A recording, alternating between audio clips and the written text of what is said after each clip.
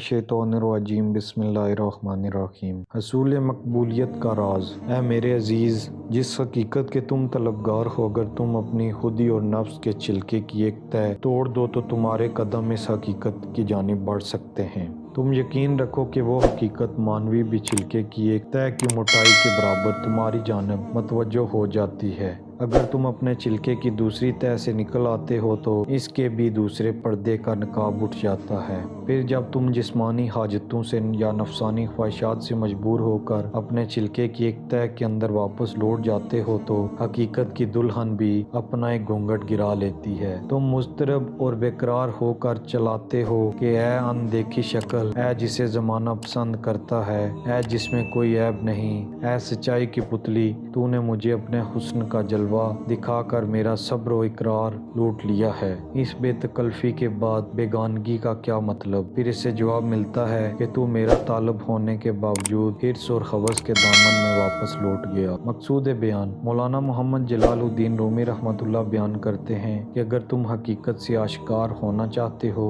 तो खुद पर मौजूद हिर्स और हवस की तह को उतार फेंको और सिद्क़ के दिल से हकीकत की तलाश करो कि यही हसूल मकबूलियत का राज है।